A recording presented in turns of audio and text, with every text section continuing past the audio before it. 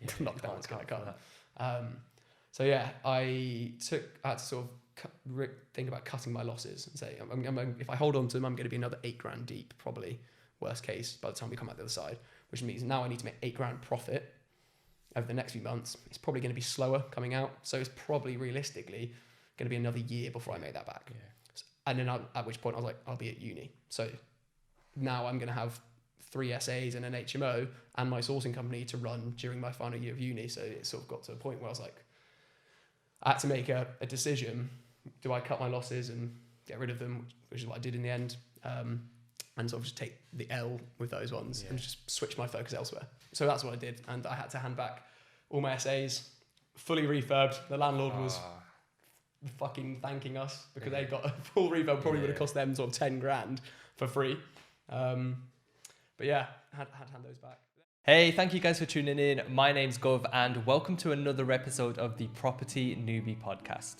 On this week's show, I had the pleasure of sitting down with Felix Jordan, a university student who wanted to start a property business and shortly after setting it up, managed to get himself 3 rent-to-serviced accommodation units as well as a rent-to-rent HMO. In this podcast, we take it all the way back to Felix in his younger years, some of the businesses that he had starting out and this entrepreneurial flair which built up over the years. We also get deep into property in the podcast and talk about everything from some of the struggles and objections that he had starting out, right through to hints and tips that he can give to newbies that are just starting out, especially those that are in a similar position to him at university, full-time, wanting to start a business.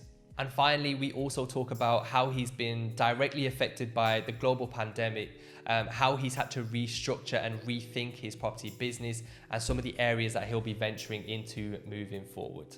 As always, if you enjoyed the podcast, please be sure to like, please be sure to subscribe and turn on those bell notifications for more videos like this. And if you want to listen to the podcast on the go, it's available on Apple Podcasts, Spotify and Podbean, the links for which are in the description below.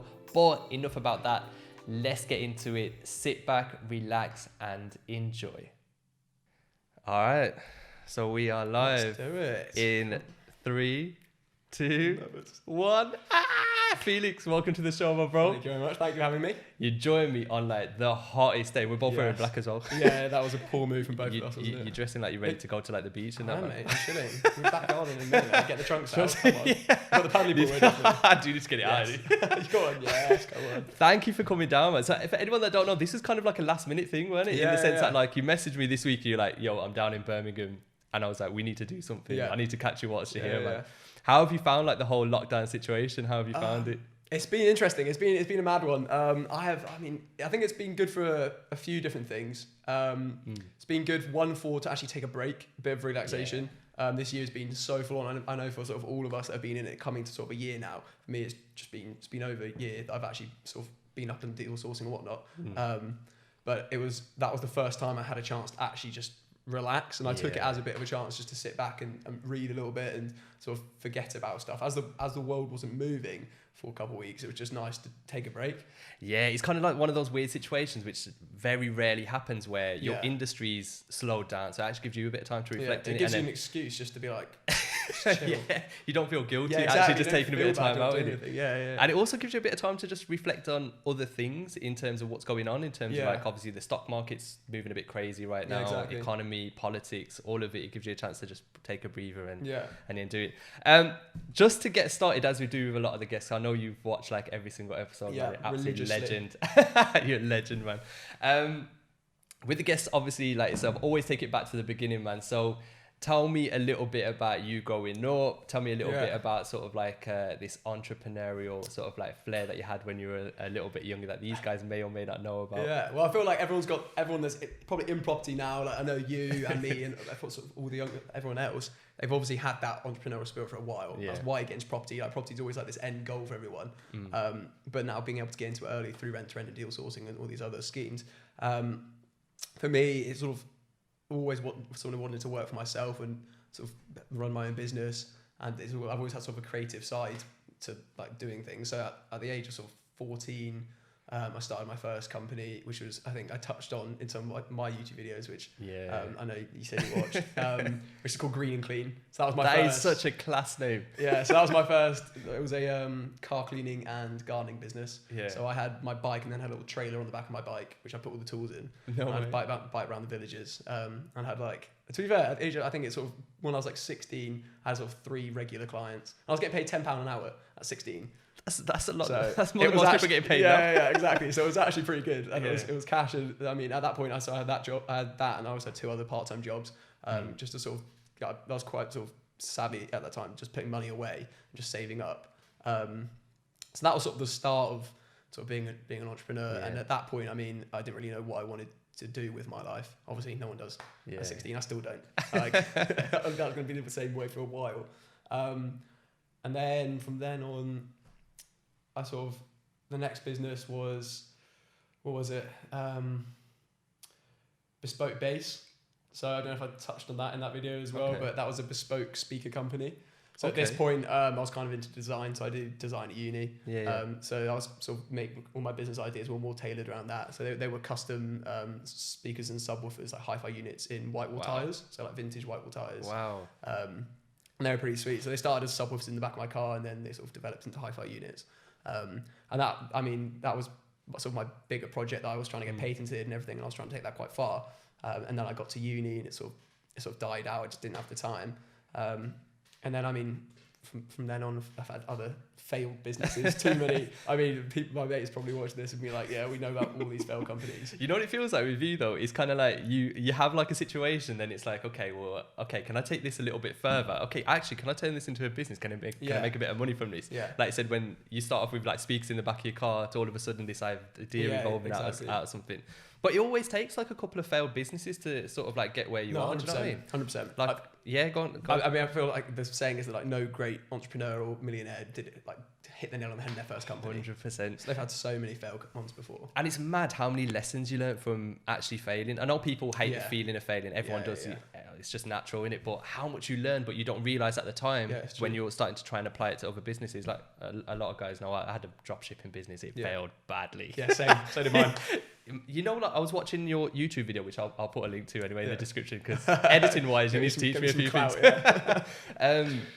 He said something there which was sort of like the e-commerce industry is so sort of like saturated in terms of drop shipping. Yeah. And it's hard to pick sort of a niche, isn't it? Yeah, because I mean, I don't know what yours. What was your drop shipping? Mine was, I was drop shipping jewelry, so just like men's bracelets and stuff, because dude, they were like, the markup was insane. Yeah. Like I'm talking, you could drop ship it from like 10p from China, and you could sell it for £1 or £2, which is pretty much 10 times what you're paying for it. Do you know what I mean? No, it is. I did sunglasses. I did. So you went into the accessories as well. I went into accessories as well, just because of the fact that it was coming. When I was starting, it was coming around to festival season.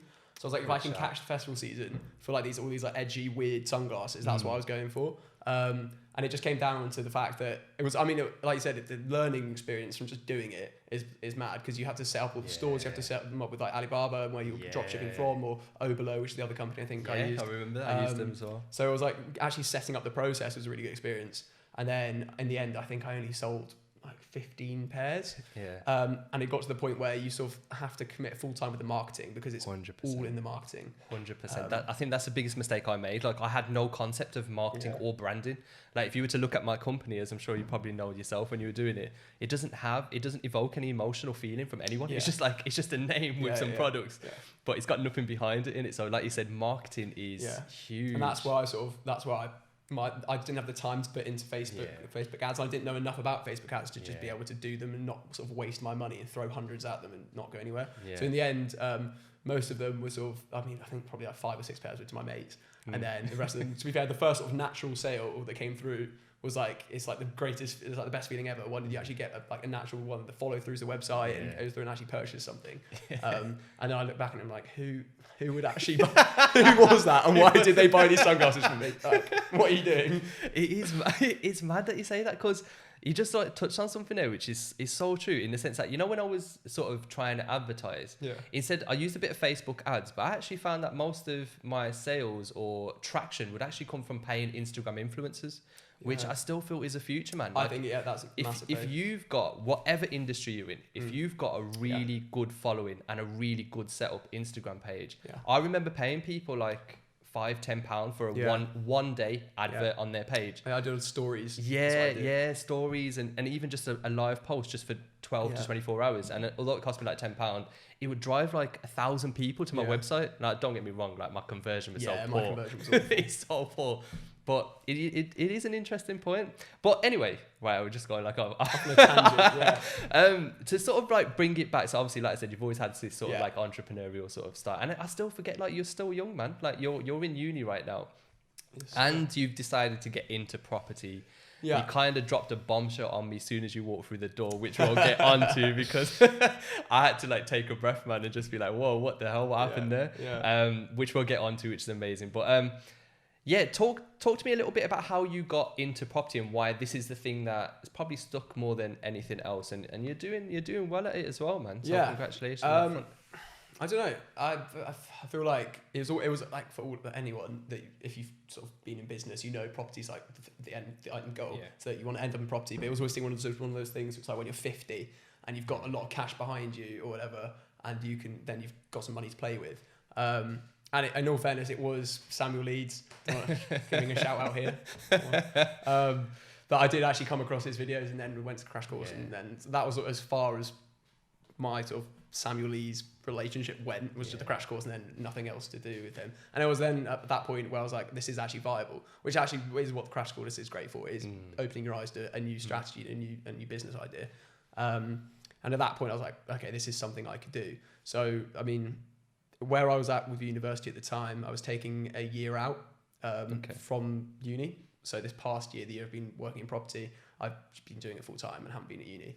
And at the start of the year, I was actually launching a different company. It was a fashion brand called Motley. And it was like a reusable, like re-wearable streetwear brand. Yeah. So everything everything was like interchangeable, and you could swap it out for new materials and textures, and everything was like recycled. Okay. So I started off doing that, and then the property was like sort of, I wasn't sure whether to commit with it or not. And it got to the point where I could either throw sort of £5,000-6,000-7,000 into Motley, into this fashion brand, and it may or may not take off, or I knew there was a step-by-step sort of guide. And if I threw sort of £5-6-7 into rent to rent, I knew I have to, if I follow these steps, and I will be making money. So it was sort of like a gamble on here, or something that I could actually get an outcome from. And something that I struggle with is not being able to see an immediate reaction from something. If there's something that I have to, like with school and that sort of stuff, where you have to put in years to actually see anything from it, I struggle with that so much. Whereas with property, you could start seeing an outcome from your work, from your hard work, in a matter of months. So that was why sort of I went straight into it. I agree with that, but it's kind of like the world that we live in now. We kind of live in a world where instant gratification is the norm. Like we could order something food-wise, and it'll be at our door in 10 minutes. And I'm still at the window waiting. And we're still not happy, Joe. But that's I think as well that this sort of ties in with just being consistent and following a blueprint that you know works. Like you said, you could have followed your fashion brand, which I'm sure you'll still do at some point, obviously when the time is right. But as you mentioned, to build that whole business from scratch takes, in my opinion, a lot longer than property. I mean, property is still difficult depending on the strategy that you do. It's very difficult, especially a lot of the barriers, which we'll talk about breaking.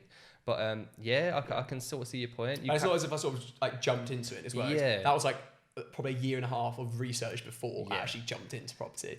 Like I'd been like researching and reading and just like playing with it for about a year and a half and going to networking events and whatever. And then once I actually jumped into it, then it was only a matter of months before I started seeing something. And what your strategy specifically was serviced accommodation? Was that to start with, or? Well, at the start it was rent to rent, and it was just whatever comes first, whatever I could secure first, an HMO or an SA. So I was on the phone all day, every day. I mean, everyone knows the drill with rent to rent. It's your life. It's on 40 calls a day, every day, and we know it. And it was just whatever came first, really, rent to rent, HMO, SA. And I mean, people that are both deal sources and SAs, SAs are a lot easier to secure. in terms of there are a lot of less regulations involved. Obviously, you've got to worry about the head lease and mortgage with the building, but in terms of sort of like HMO regulations, the area you do it, and actually the landlords themselves, I find they're a lot more easygoing with their sort of flats than their houses. I mean, the ones I come across, they're more open to the idea of SA because of the fact you keep it at such a high standard. Obviously, with an HMO too, you have weekly cleaners and you want to have have property going to beat the rest of the competition. But with SA, it's that's that next level that actually they get a better property at the end of it in most cases. With my bath one, we did a full refurb on that, and I mean that probably added 20k to just the value of the property, and then so they're getting that for free. That looks stunning as well. I remember seeing the pictures. That wasn't just a light refurb. That was that was a full refurb. that was every detail you could think of. Back, full, That's true. Before we get onto your specific property deals, because I'm sure that's what everyone's interested in. Tell me about some of the obstacles that you had when you were first starting out. So you've decided, right, okay, I'm going to go into property. I'm going to start it. I've done this research, but now I'm going to do it properly and I'm going to do it full time. What were your biggest obstacles and how did you overcome these, especially when you were just starting out? Was it sort of like agents? I mean, agents are always there, but they're like paying on all of our asses. We're all used to getting rejected by them. I don't think that was so much of an obstacle. I'm quite lucky in the fact that I can deal with rejection well. From all these years of getting rejected by girls, it's just standard. And also the fact that I'm quite confident that I can just sort of talk to anyone and just pick up the phone and just give people about, which is actually a gift. I thought it was pretty normal, but when you speak to people, you sort of take it for granted because it's sort of that social skills is quite important. It is in property. In property, you do have to be sociable. You have to talk to people and you have to network and you have to be able to pick up, take that hit from the agents. At the start, it was obviously rejection from the agents, and just no's after no's after no's. I think I had a day where I had about 40 calls and they were just all no's right at the start, and that was one of those days where you just wanted to give up and just quit. But apart from that, I mean, the actual obstacles weren't really there. But I don't know. I think it must be sort of like, I think you're naturally, if you can pick up the phone, make a cold call, do it with such confidence and sort of be able to make a statement and leave a mark on the agent, which is more than just, so we don't do this or we don't do that, and you're able to handle objections. That is a skill in itself, and I feel like that's actually probably the first and biggest hurdle. Definitely. So I mean, everything after that, you can learn it, but trying to initially sell to an agent, because ultimately you're selling the concept to agents who... Well, it's interesting because I had a conversation with Attila in the podcast before this, and he said every agent by now knows what rent to rent is. By now they know, they've had and if they don't by now, they're not with it. Exactly. They must have started like a day ago. Exactly. So it's nice that you're able to actually distinguish yourself from just another call. And actually be able to sell the concept and ideas. I feel like back when I sort of got started rent to rent, so about a year and a half ago, it wasn't as big a thing as it now. It was still massive. Like obviously this crash course was huge, but I feel like at that point still a lot of agents weren't sure what it was, and there was still a lot more people closed-minded to it. So I had to give it the whole spiel, the whole like elaborate script pitch. And everything, elaborate pitch to try and avoid using the words rent to rent or that corporate let or that sort of stuff. So in the end, I was chatting to a guy I went for coffee with the other day, and I was saying how in the end because they were so tired of hearing the rent to rent pitch from everyone, I mixed it up. So I started seeing how I could sort of rearrange the words and just bullshit a little bit. So I ended up doing, my pitch was a refurbish and repurpose. So I said, we take on our properties, we give them the full refurbishment, and then we repurpose them for different use, whatever we believe that they're good for. And then we say, so it separates me from the sort of the rest of the people just being like, oh, we're getting a corporate let, we're going to put some professionals in there. I'm saying that we're giving the landlord this fully refurbished properties, adding value to their property, and then we're repurposing it from something that we believe is better for and it'll get a better use out of. So that was the sort of route I went down for a bit. And then after that, it got to the point where I was just kind of like, I was bored of doing that as well. And at this point, every agent knows what rent to rent is. So I just picked up the phone, and a lot of obviously when you're working in the same areas, you get to know your agents, and the agents get to know you. So it got to the point where I could pick up the agent, I would start saying, my go-to script is pick up, hi, it's Felix Jordan speaking. I've just seen a property on Rightmove, that sort of stuff. And then they go, hi, Felix. Yeah, we know who it is. At that point, it's easy. All I have to do is say, I've seen this property here. I've seen this property here. Yeah. Is it available? It's nice that, because I'm assuming as well, you probably met a few of these guys in person to build like a good relationship, because it's hard to, in my opinion, it's hard to build a good solid relationship on the phone, off the back of a phone call. It's very difficult. Like I said, you can't really read someone's body language. Yeah, no, it's so much, it's different seeing people, like being able to just look people in the eye and being able to like have a laugh and whatever is so much easier. 100%. And also I think we should probably wait a couple of weeks to put this out, because as soon as you say repurpose, was it repurpose? It's going to get 1,000 calls. So we'll give you ahead of the game. We'll give you 2 weeks in it. No, that's amazing. So obviously, like I said, you kind of you've got this sort of like not cocky. You've got this confidence about you anyway. Like even when we've met in person, we've only met a couple of times, but we've been talking for a while. But I feel like I can get on with you, and it's a good skill to have. Do you know what I mean? Yeah. You've got a lot of confidence in that respect. So I can imagine you transferring that to agents and building a wicked rapport to them, because you're a wicked guy in general, innit? But in terms of being able to get over that, how did you get your first sort of like couple of deals? What was that like? Were they direct to landlord? Were they through agents? And what sort of deals were they? Yeah, so my first few deals were all SAs, and they were all direct to agent. All of my personal properties have all come through an agent. And I just find it's easier. I mean, I don't know how you found it, but I think going direct to agent, A, they have access to a lot more properties. Yeah. And B, they're easy to get a hold of. It's easy, just like you said, just pick up the phone and call them.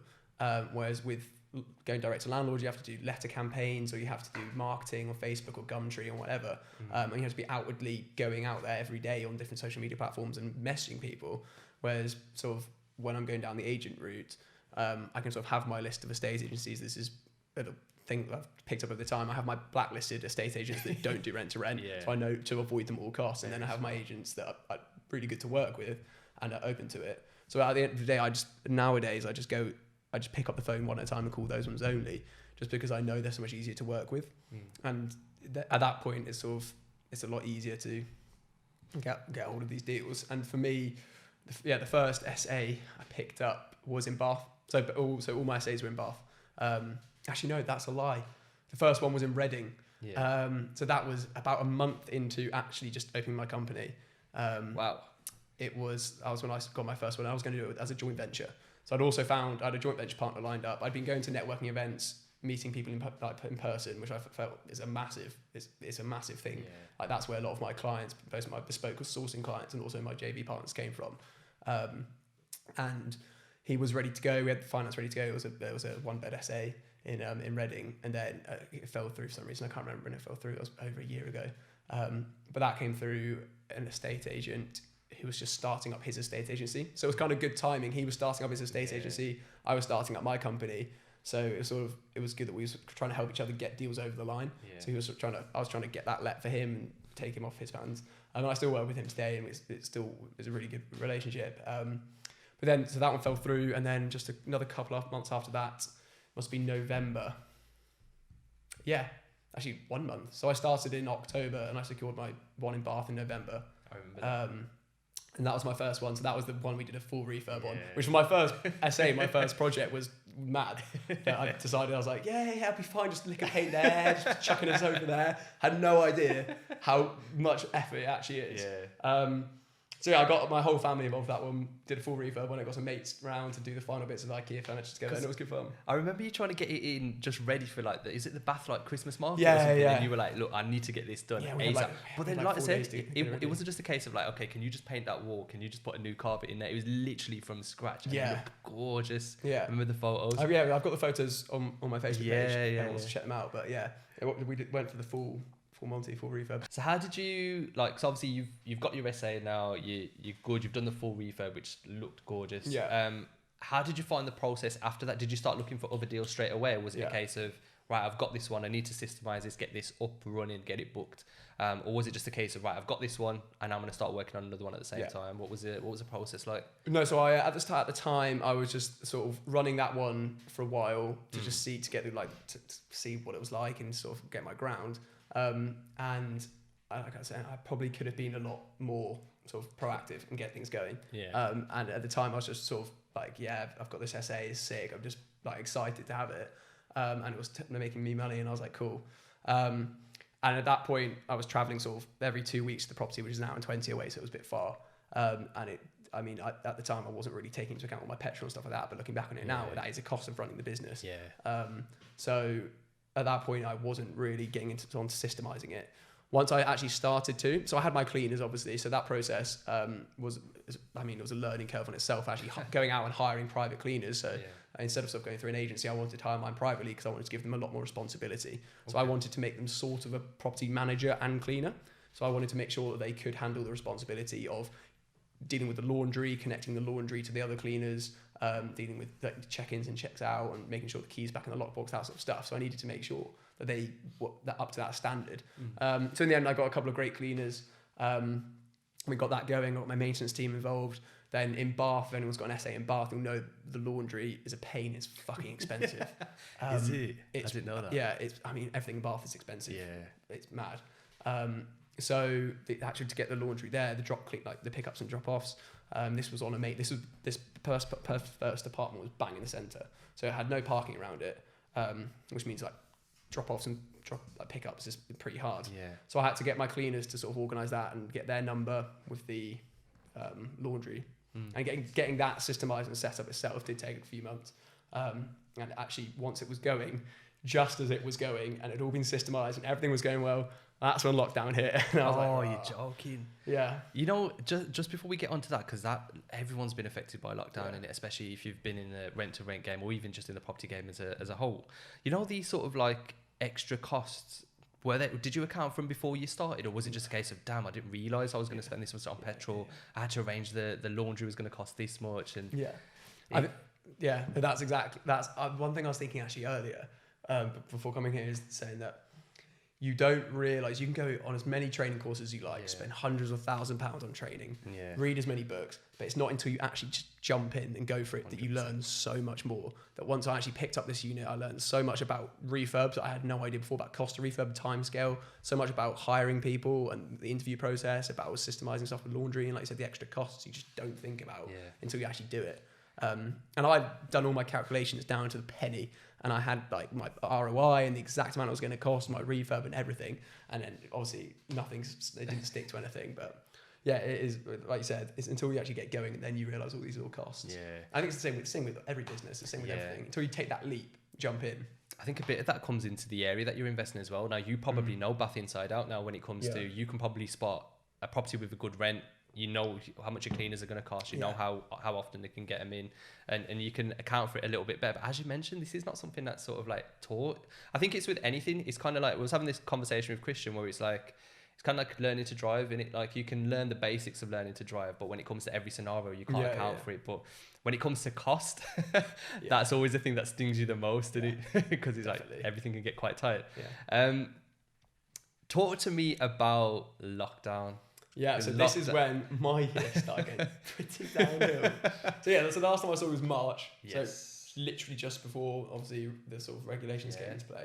And at that point, I had my second SA as well. So that was my second one in Bath. And then I'd also, that same month, secured my first HMO. So that was my HMO in Reading. So that month was sort of, I had all these sort of properties I was just taking on. So I was like, okay, this is great. I'm taking them on. And then the lockdown sort of hit. And at the time, we obviously knew about coronavirus, but we didn't know. Don't think anyone, everyone was just being oblivious to it. And I even think, it just won't affect us. Like, it's over in China, like, it's over that side of the world, like, which it was at that time. It hadn't spread over here yet. So we were sort of thinking, I was thinking, this is going to be fine. I'll take on these units. And then lockdown hit, and obviously the full restrictions came into place. So at this point, I obviously did what everyone did, messaged my landlords asking for rent reductions, or even rent holidays. But in the grand scheme of things, even with rent holidays, you're just pushing the problem further into the future. You're still going to have to pay that back at a later date. It's just going to be a higher rent. So that means when you are eventually making profit again 4 or 5 months down the line, you're not actually going to be making profit because you're accompanying for this increased rent. So for me, it was now, I'm sort of a few grand deep into my 2 properties in Bath, one of them a huge refurb. And my thing was, if I keep on these properties, neither of my landlords were open to giving me a rent reduction or a rent holiday at this point. So they were just fixed. They want their money every month. And they were great landlords and they were both lovely people, but they had to cover their own mortgages. And in Bath, they had very high mortgages. And so they were saying we just can't afford to. And I was already getting quite a good deal on this 2-bed. So I was like, Rob, what do I do? Do I bite the bullet and take this hit? So I'd be paying sort of $1,300 a month with all bills included on one property. I think it was just over $2,000 for the 2 in Bath for the next 3 or 4 months. And nobody knew how long it was going to be. It was going to be 3-month lockdown or 4-month lockdown.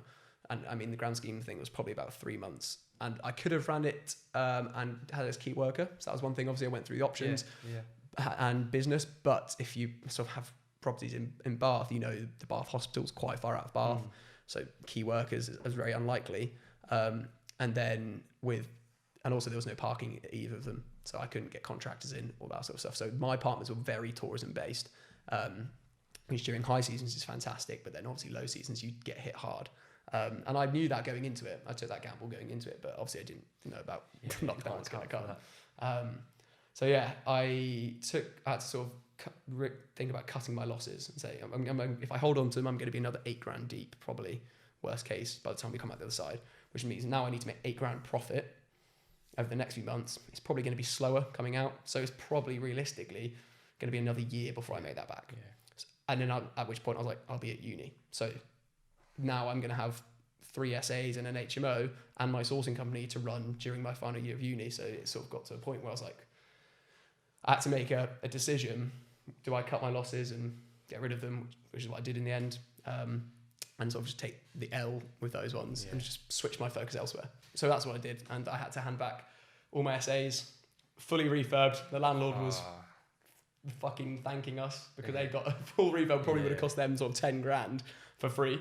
But yeah, had to hand those back. But then on the right side, so then at which point my HMO, the day I got the keys for that, my first 2 tenants moved in the same day I got the keys. Wow. Which was great. A little tactic someone had told me about, everyone does it now, about posting pictures from other properties. So if you're doing other properties, post those pictures and just say, this isn't our property, but this is of the same quality. Yeah. So you gain sort of attention. So that's what I did, and I managed to get those first 2 tenants to move in the same day. But then that led to a whole new minefield of things because they were NHS nurses. Oh, okay. So then I couldn't move any new tenants in because they were at the start so open to coronavirus that nobody else wanted to move in. Yeah. So that led to a whole new sort of ball game. And then, in the end, we got through it. Bro, I will say one thing, man. It takes a brave guy to turn around and say, you know what, look, if I continue down this path, I'm not confident that I'm going to make X amount of money until X amount of time.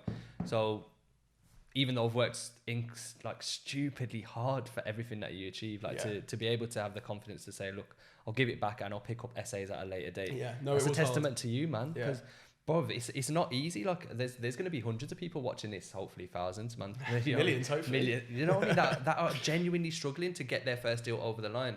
And then, like I said, for you to sort of get it, understand that, well, you know what, you couldn't have accounted for like coronavirus. Like, you just can't call something like that, like a world pandemic.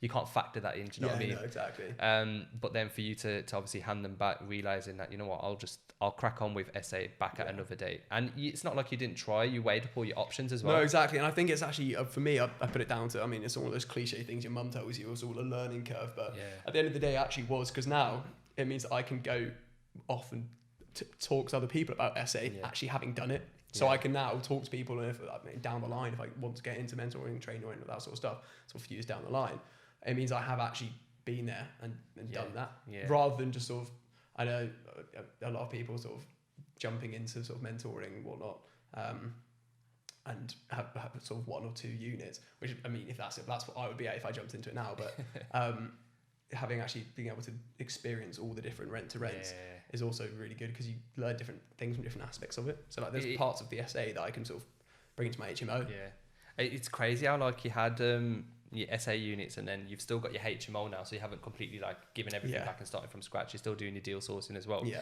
And the fact that on your first day 2 tenants moved in. Yeah. That was jammy, to be fair. Yeah. I was lucky. And then, I mean, so with my HMO, I'd accounted for 2 months, given the lockdown. So at the time, I'd accounted for 1 month to get it full. without lockdown, and then in the end with lockdown it took 3 months. It took the whole lockdown to go full, which wasn't too bad because, like I said, I had my first 2 tenants move in the same day I got the keys, so therefore my actual voids, the rent I was paying the landlord, was already halved, and then my next tenant was probably about a month after that. So again, I didn't actually take that big a hit, and it was a fantastic deal anyway. So I really wasn't actually losing that much money on it at the time. But yeah, that was a good deal. I'm one to keep. So at the moment, obviously, like you're getting like a ton of like government support in it in terms of like bounce back loans to keep businesses running, especially to cover like the rent in the shortfall, as well as like expand the business, even employ other people as well. And also sort of like a couple of like grants and stuff as well have been issued out. Have you managed to just sort of like reach out on that front and look at if there's any support to keep your business running? Yeah. So I had a bit of a roller coaster with this one. Back when everything sort of started kicking off and I had to let go of my essays, I was like, okay, cool. I saw these grants coming out. And obviously everyone then realised that if you're paying council tax instead of business rates, you're not eligible for the grants. So that was the first sort of bummer. And then we were like, okay, cool. There's not a grant for us. Then another month goes by and they release the discretionary grant scheme, which is the one for people that are paying council tax instead of business rates. So obviously I applied to Bath Council, I applied to the West Berks Council, which is where my business is based, and then I also applied to the Reading Council, which is where my other property was, just in case I thought maybe I could squeeze a grant out of them. And then months went by and I didn't hear back from anyone. So I was like, okay, I just sort of guessed I wasn't going to get anything. And I'd switched my focus over to deal sourcing and try and make back some of that money that I'd lost on those units. And then obviously sort of a few months went by, and this was probably about 3 weeks ago now. And the Bath Council got back to me and they were like, you're not eligible for this because you don't have a catering section in your unit. So they were prioritising bed and breakfasts that have a catered sort of an eating area rather than self-catering units. So they were basically saying due to the demand, and I mean it's Bath, obviously there are thousands of SAs in Bath. So they were obviously prioritising those that either have more units, so the companies that maybe have sort of 5 upwards units, or the people that are bread and breakfasts and have to sort of have all this sort of, they have staff and whatnot. So then Bath was a no-go, and then I sort of assumed, I was like, okay, cool, it's not happening. Cracked on with deal sourcing, just sort of I was onwards. I was like, okay, it's only at the end of the day, I took the hit there, but over the next few months or years, I'll make back that money. So then I was moving on, and then so I applied to the Reading government one, not thinking that I was going to go anywhere, but I thought I might as well try. And so I applied with my HMO and saying, actually, I watched a video, I can't remember who it was by, but they touched on this and said, even if you have HMOs, you can still apply for the grant. Okay. So I thought it was just for SAs, but so then I went in with my HMO and I said, look, I've got this HMO. We moved in our NHS tenants. So I said, look, I'm prioritising NHS tenants to help out at this time. I gave them reduced rent, which I did. I dropped my rent by 50 quid a room just at the start to get people in during lockdown. So I prioritised that, but then because they moved in, I had my NHS tenants, nobody else would move in, like I said. So I said I was losing money because I still had to pay all my bills. I still had to pay out to the landlord who wasn't giving me a holiday or a reduction or anything.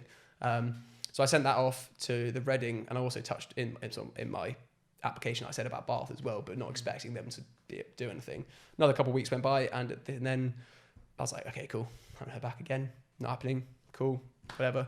And then one fine Wednesday morning, I got a little email, popped up, and it was like, you're eligible for a grant from the Reading Council. So I was like, cool. And actually, in the end, I mean, it was fun. I don't know if they were covering for Bath as well, because obviously they had full access to my accounts. They could see that I'd lost stuff from Bath. So I don't know if they were covering for that, but I got a decent grant that well covered my costs of the stuff I'd lost, and plus a bit more, which obviously goes towards expanding in the future, which is what it was meant to go towards. It was meant to go towards sort of getting you set up and ready to go. But I mean, obviously I sort of at a position where I wasn't looking to expand at the time, but then I did want to put that money to good use. So I sort of reinvested it straight away. The same day that money came into my account, it was straight out of my account, reinvested into a JV. So I could get that passive income coming in, put that money to work for me for the next few months. So yeah. Yeah, I mean, to be honest with you, like you said, with sort of like the grants and stuff, they're there, but I think a lot of people don't know the sort of process about in terms of like applying for it and what hoops you have to go through. I mean, it took you, like you said, a couple of months back and forth emails, like constantly. Yeah, and like I said, in the future, when that money is returned to you, it is going to be back into the ecosystem. You're going to be definitely. more SAs, which means more cleaners, which means more to the sort of the local economy and stuff. 100%. So it's just a case of, if anyone was just starting out, where could they find information about sort of grants to help support them? Because I know tons of people are sort of struggling, especially when it comes to keeping their SA business or their HMO business alive. Where can they find this information? Or the government website was actually quite useful for me. Was it? And there, I can't remember, was sort of the Financial Times or some of those sort of websites. I just typed in sort of the discretionary grant and then came up with a few different websites. I was just trying to gather as much information of A, whether I was eligible, and B, how to go about it. I'm not sure if they're still available, because I caught it right at the tail end that they emailed me saying, we saw you emailed us 2 months ago, but we didn't receive your application. So if you apply now, even though we've closed the dates, you still might have a chance. So they actually, I was so lucky that they emailed me back even after the closing date. So it's unfortunate that they might not be eligible. No, I don't know if they're still eligible, but all that information is on the government website, and it is quite, I mean, I say it's easy to use. Apparently, I thought I filed an application, and then they emailed me 2 months later being like, you didn't file it. So apparently it's not that easy. There is a lot of support out there, especially for small businesses, which a lot of people forget. I mean, obviously we've had the bounce back loans of late, which have helped a lot from keeping, not just, this is what I'm saying, you keep one industry in business, which has a knock-on effect to so many other ones. So it's important. It obviously, like you said, your grants and stuff as well. We've got a couple of fantastic lives in the group, sort of like council tax versus business rates, and how to actually claim a little bit of that money back to reinvest back into your business. Just from myself, I'm a little bit curious, because obviously you're still sort of at uni, you're still educating yourself. What do your mates make of all of this? Like, because I know what I was like at uni, and I'm sure a lot of people be watching this know what they're like at uni. But like, if I was to go to my mates, like, guys, right, I'm starting a serviced accommodation business, I'm like, what are you talking about, man? Like, get to the bar, get us a drink. What are you on about? Well, it's a tricky one. I feel like throughout my whole sort of life, there's been the group of mates that are just those ones that laugh, the people that like laugh and be like, oh, what the fuck's he doing with his life?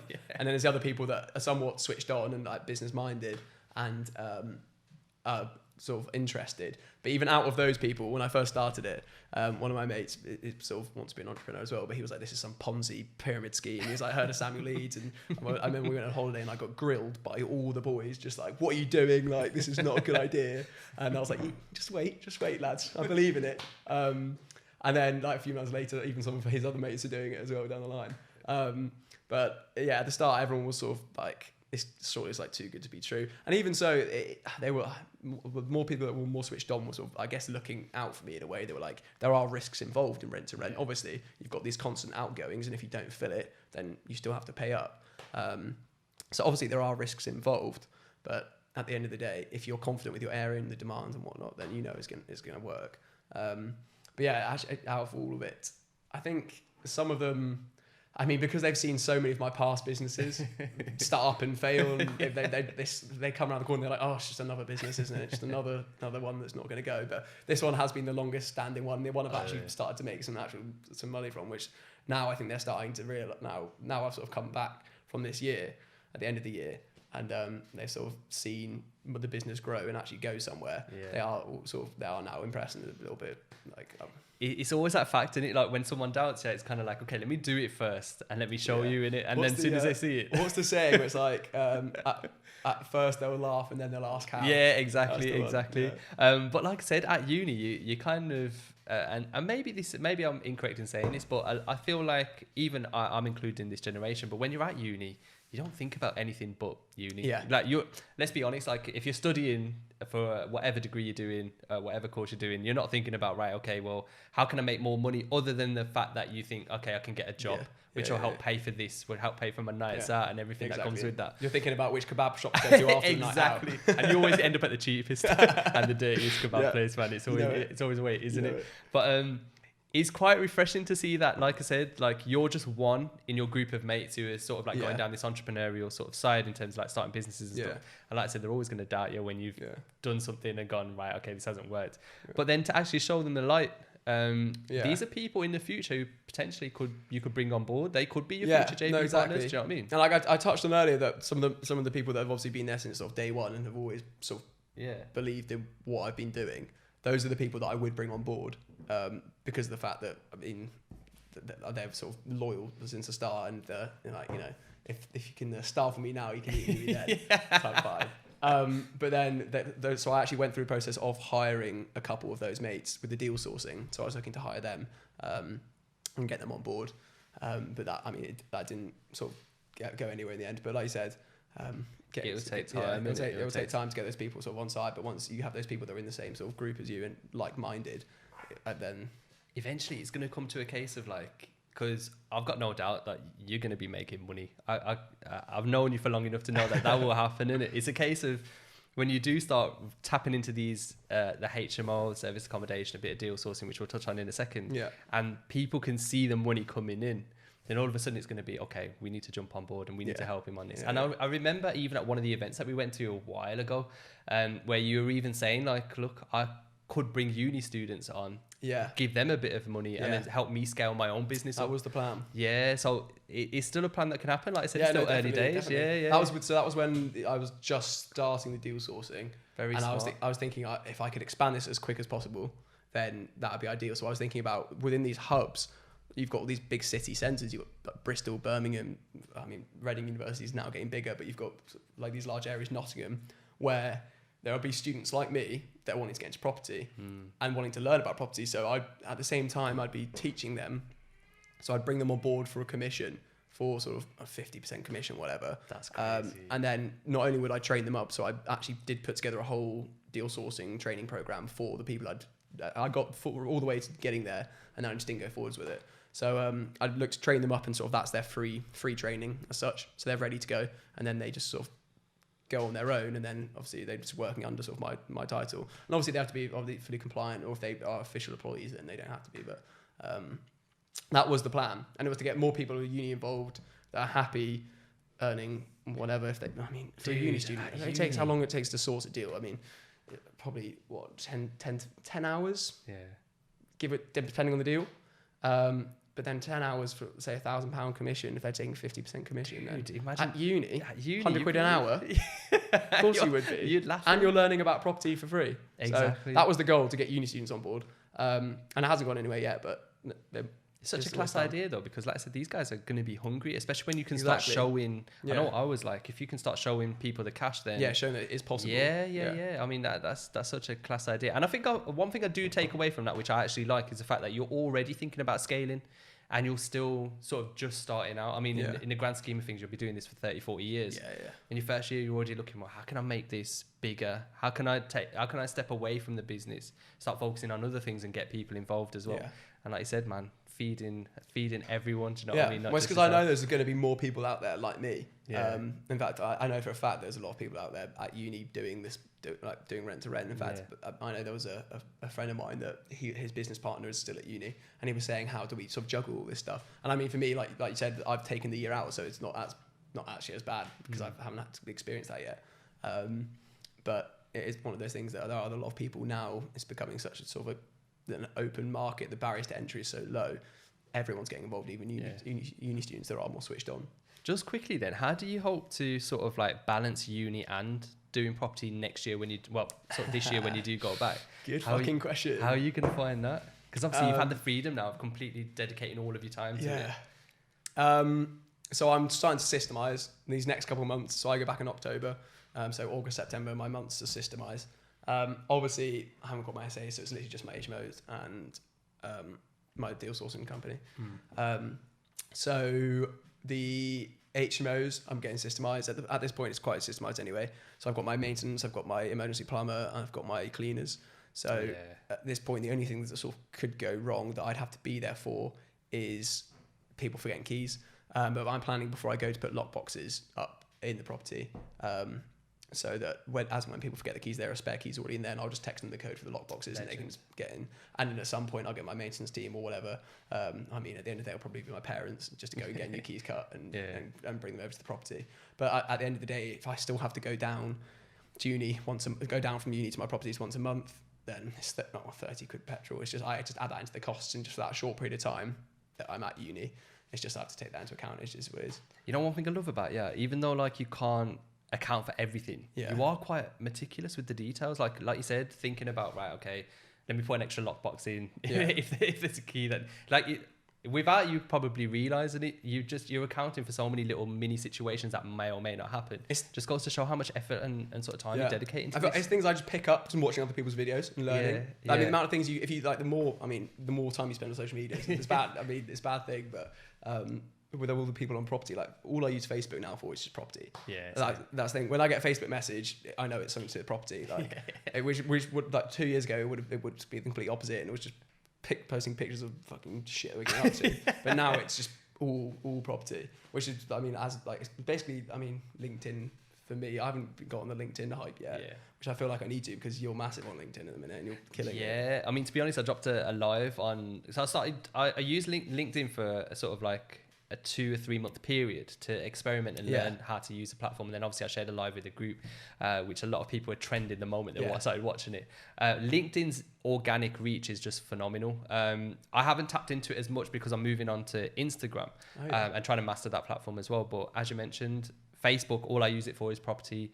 LinkedIn, all I use it for is property, and it's going to be the same with Instagram as well. And it's weird how your mindset shifts from posting pictures on your night out to damn, I can't post that in case someone thinks someone doesn't take me seriously. It's when I get a certain buzz, because I had to get a second phone because I was getting so many buzzes. So I was like, I get so, if I was like in a chilled out mindset, like relaxed mindset, it was the end of the day, and I was like, okay, I'm forgetting about property. But then I'd hear the Facebook ding go off or a WhatsApp text. I'd know it's something to do with property, so I was like, cool, back on it. It was one of those things. There's no days off when you're in this game. You're working 7 days a week, because of property investors don't stop on Sundays. It's so true. When you're deal sourcing, you'll get a call at 10 o'clock at night from an investor being like, what's happening? And like, there's just no days off, no relaxing. I will say deal sourcing's incredibly intense, man. It's rewarding.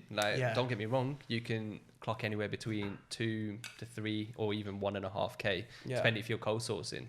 It's worth it, but the time taken to secure the deal, do the investor due diligence and make sure everything's all right is quite time consuming. That's an area that you're looking to move into as well, isn't it? Well, you've already been doing it, haven't you? So I've been deal sourcing right from the start, but I was primarily just sort of rent to rent SA at that start. So because I'd sort of made these relationships with my SA providers, I had these agents raring to go. So I was like, okay, cool, I can utilize this, and I'll start selling off these deals. So deal sourcing sort of started up around then. And then I've been doing the SAs and rent to rent HMOs, and I've been sort of trying to work with bespoke clients. But then even when you're finding stuff with bespoke clients, if it doesn't exactly fit their specifications, then that's the point I've been putting them on Facebook. And I'm trying now a lot more to get those bespoke clients and do it all sort of off the books and off of Facebook, even though building sort of your investor lists off Facebook and sort of gaining tractions and getting your name sort of more well known is what Facebook's great for. But I started, so that was just at the start, I was just doing rent to rent, SA and HMO. And then the hours you put into it's sourcing. I mean, if you're sourcing for yourself, your own portfolio, you know how many hours you put in anyway. But if you're doing that just one man band, so you don't have people working for you, and you're sourcing for sort of 5, 6, 7 bespoke investors that all want SAs, you're timesing those calls by 6, 7, 8 times. So it's 30 calls a day times by 6, 7, 8 times just to get those units for these investors. So that's when sort of, I mean, it came to a choice where I was like, what do I want to focus on in terms of deal sourcing? And at the time it was rent to rent, because of the fact I had those agents there and they were handing me deals and they were saying, look, we've got these deals. We know you can sell them. So can you sort of get rid of them? And I've had deals where the same day an agent has called me, said, come view it. And the same day I've got it sold to one of my investors. That was actually my second SA I sold. That was literally, it took me 3 hours from viewing to packaging to selling, which was great. And that SA is, that investor's killing it. And he's just messaged me the other day saying he wants more now. So that was the best one yet. Yeah, but you must have like an incredible relationship with an agent. Yeah, just to turn around and be like, all right, Felix, we got this, get rid of it for us now. Right when I was starting, a property investor said to me, having a relationship with your estate agent is gold dust. So he was like, basically keep that relationship there as if you're mates. So call them up on the normal day, just have a chat, not even ask about deals, just have a chat, ask about their life, get to know them, because then when you've got that friendship there, as well as just being a business relationship, it helps so much, because they will lean to you if they're having to pick between a couple of investors or whatever, or having to pick between deals, they will be more lenient. So that's what I've really worked on. So in Bath, I've got like sort of my one go-to estate agency that I just know I can get deals from every time. And then in Reading, I've got sort of 3 or 4 of those, because I'm based there. In Oxford, I've got a couple. And it's just keeping up to track with those and keeping on top of those relationships, which does pay back later down the line. So you mentioned something that's quite interesting, in the sense that you ring them up and talk to them as if you do your mates. Yeah. Like, you don't ring them with a purpose. It's like, okay, how are you doing today? And just getting to know them and keeping that relationship alive, because even I'm guilty of this. When I'm starting out, you build a relationship with an agent until the deal's done, and then you cut it off. And then it's just really sort of like stagnant until they get a sense that you want something, and it's kind of like, well, you know what, I should have just kept that relationship. It also alive. depends on the agent, if you genuinely get along with them. Yeah, I think for me it That's helps true. that I'm younger, so I lean more towards the younger agents, and they're easy to work with. And they sort of understand the rent-to-rent process, and they understand what we're doing. And now it's getting to the point that I've been propositioned by 2 of my agents to actually JV, one on a rent-to-rent and one deal sourcing. So I mean, it's when you get the sort of private numbers, you're like, oh, I've made it. When you get them on like the private WhatsApp and you start chatting, I was like, oh, well. That is goals, isn't it? Yeah.